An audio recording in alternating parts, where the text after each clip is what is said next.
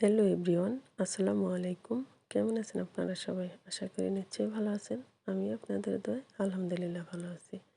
আজকে চলে আসছি আমার ছাদ থেকে সিমের বিচি পেড়ে রান্না শেয়ার করব মুরগির মাংস দিয়ে। তো এখানে সিম নিয়েছি, তারপরে দিয়েছি হাফ চা চামচ লবণ। লবণটা দিয়ে এটা আধা ঘন্টা রেখে দেব। তারপরে এভাবে করে নখ দিয়ে একটু ছিঁড়ে চাপ দিলে বের হয়ে যায়, খুব ইজি বের করা। এইভাবে করে আমি সবগুলো বিচি ছিলে নেব।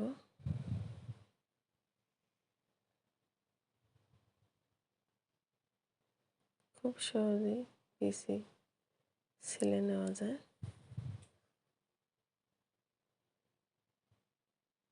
একদম সবগুলো এভাবে করে ছিলে নেব।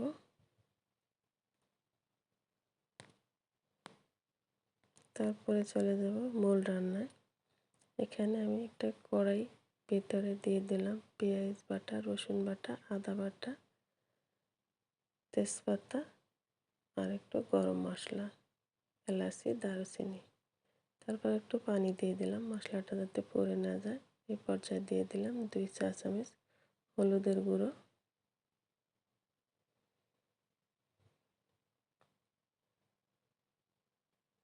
লবণ 2 চা চামচ,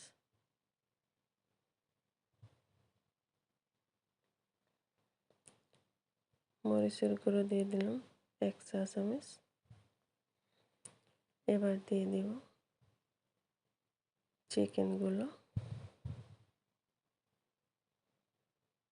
এই পর্যায়ে দিয়ে দিলাম 1 চা চামচ গরম মশলার গুঁড়ো, 1 চা চামচ কাঁচা জিরা গুঁড়ো,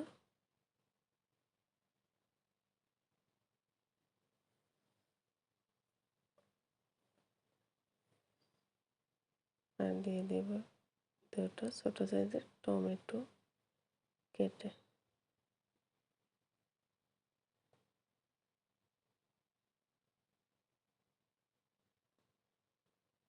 এটা কষানো হয়ে গেছে।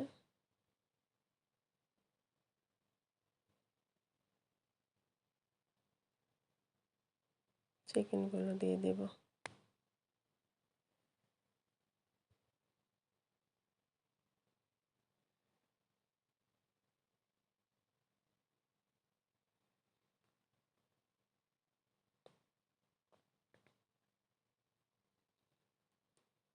এবার উল্টে পাল্টে নেড়ে ঢাকনা দিয়ে ঢেকে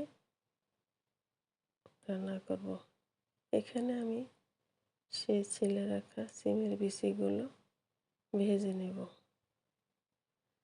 তাহলে এর ভিতরে একটা কাঁচা গন্ধ থাকে, সেটা চলে যায়।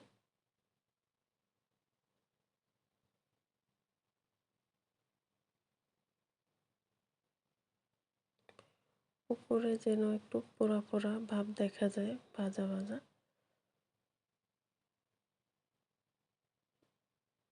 সেই অবস্থায় আসলেই আমি এটা নামিয়ে নেব।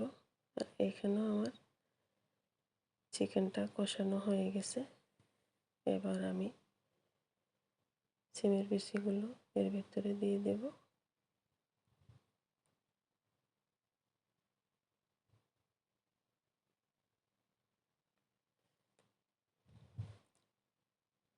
দিয়ে এবার ভালো করে কষিয়ে নেব।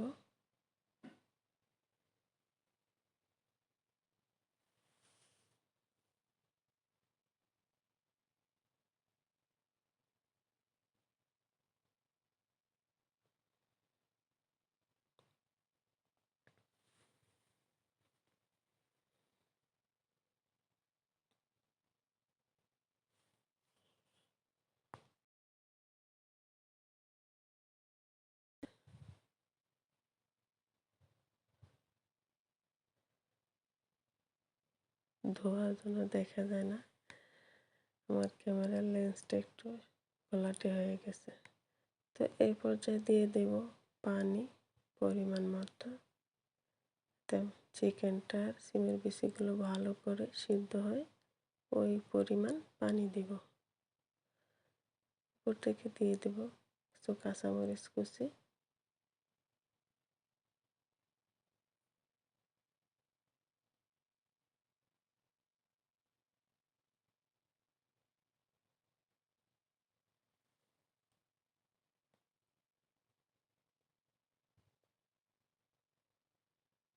এবার ঢাকনা দিয়ে রান্না করতে থাকবো।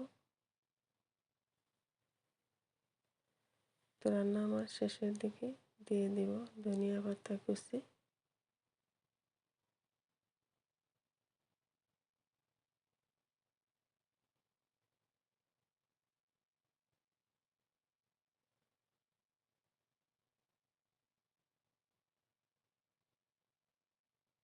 আর দিয়ে দিব ভাজা জিরার গুঁড়া 1 চা চামচ।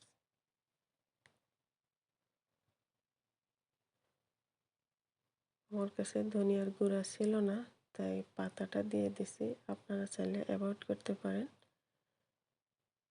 তো আজ এই পর্যন্তই। সবাই ভালো থাকবেন, সুস্থ থাকবেন, নিরাপদে থাকবেন।